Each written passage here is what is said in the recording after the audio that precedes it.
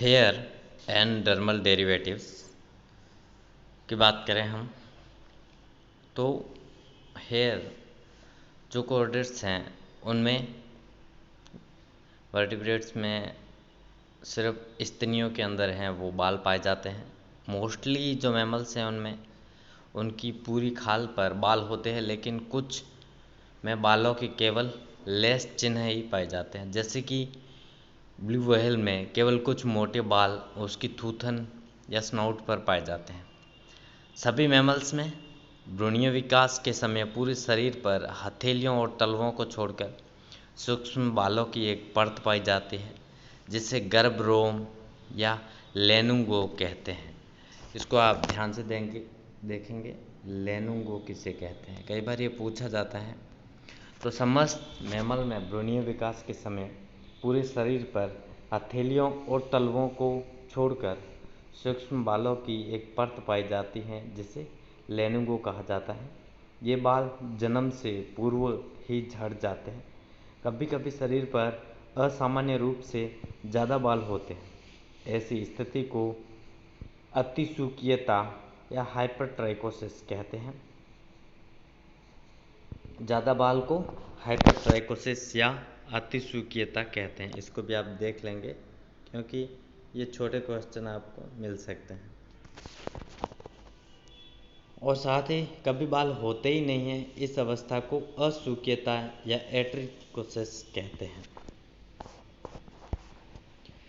Structure की बात करें हम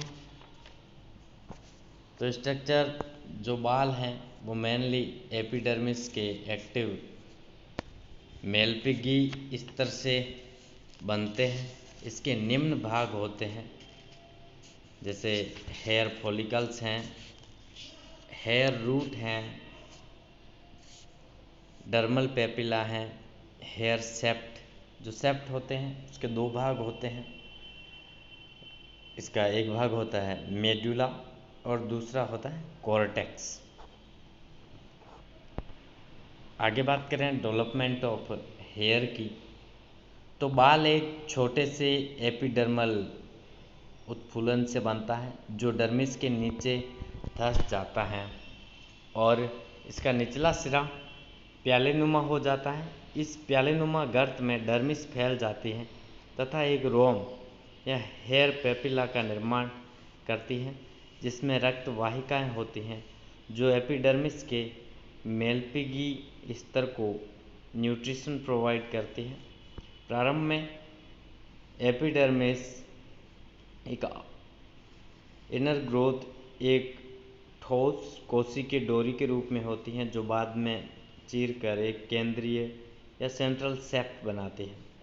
सेप्ट के चारों तरफ की खाली जगह को घेरे रहने वाली एपिडर्मिस कोशिकाएं एक रोम पुटक हेयर फॉलिकल्स का निर्माण करती हैं, जो बाल को घेरे रहते हैं। चित्र 8.32 के अंदर आप बिल्कुल यहाँ पर देखिए, यहाँ पर ये चीज़ें दिखाई गई हैं।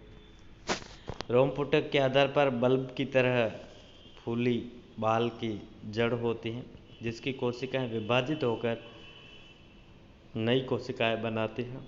ये कोशिकाएं श्रृंगीय या होती हैं। डर्मल डेरिवेटिव्स में आगे देखें, डर्मल स्केल्स होते हैं, डर्मल सल्क होते हैं जो मीजोडर्म से उत्पन्न होते हैं तथा डर्मिस में स्थित रहते हैं।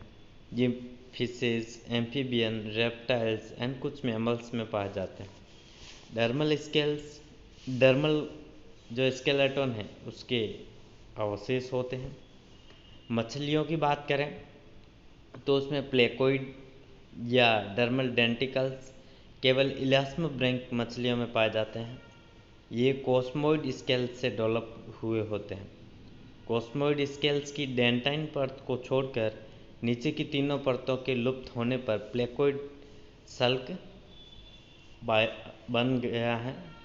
जो प्लेकोइड सल्क है, आप जब स्कोलियोडॉन के बारे में पढ़ोगे, उसका प्रैक्टिकल भी करोगे, तो प्लेकोइड स्केल की आपको स्लाइड भी बनानी होती है। तो प्लेकोइड स्केल्स, हर प्लेकोइड सल्क में हड्डी की एक आधारीय प्लेट और एक 3 कोनों वाला स्पाइन होता है, जैसा कि चित्र 8.32 इसमें आप देखिए।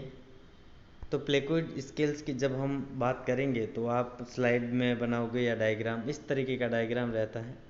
इसमें एक बेसल प्लेट रहती है, ये बेसल प्लेट है, अंदर पल्प कैविटी रहती है और ऊपर की तरह इस तरीके के स्पाइन्स इसके अंदर पाए जाते हैं।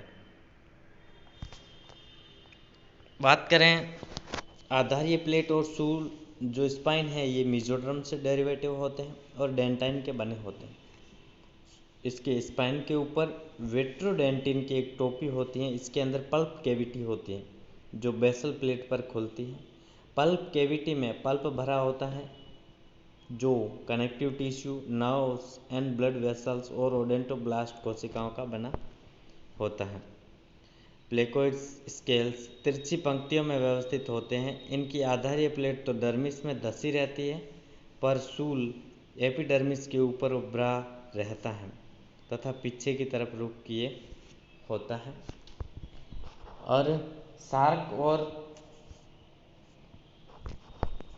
आगे बात करें डॉग फिश में, जो प्लेकोइड स्केल्स हैं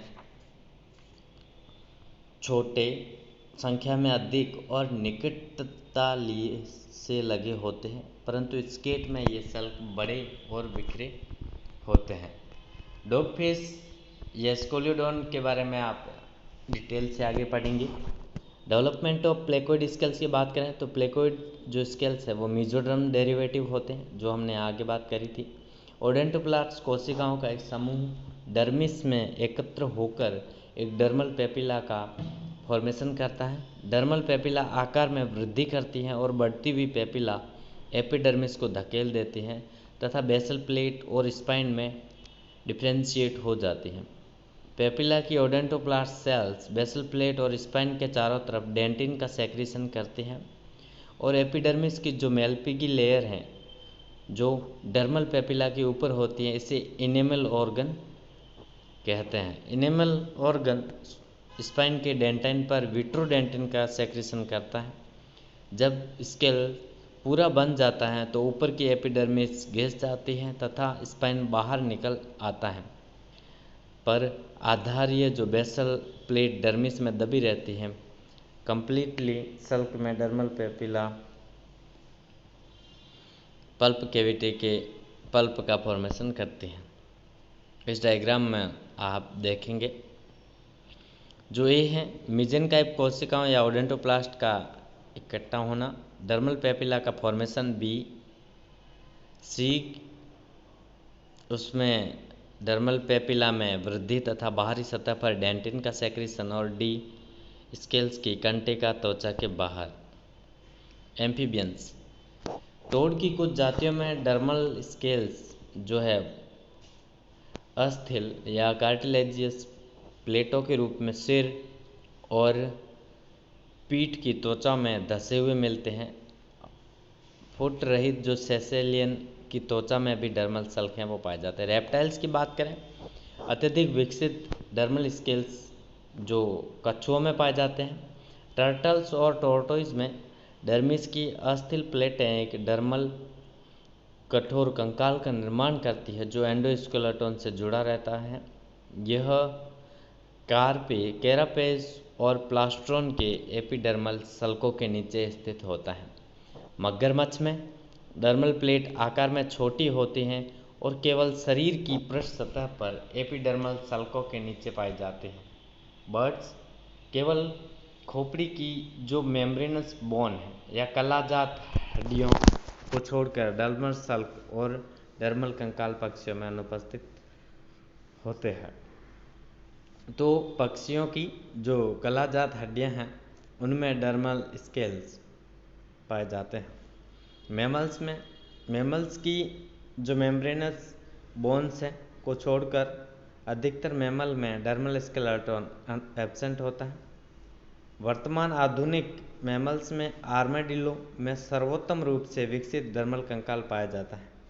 यह कंकाल अस्थिल प्लेटों और सल्कों के रूप में एपिडर्मल सल्कों के नीचे मिलता है। कुछ व्हेल में अस्थिल प्लेटें पीठ और पृष्ठ भाग पर पाई जाते हैं। Thank you.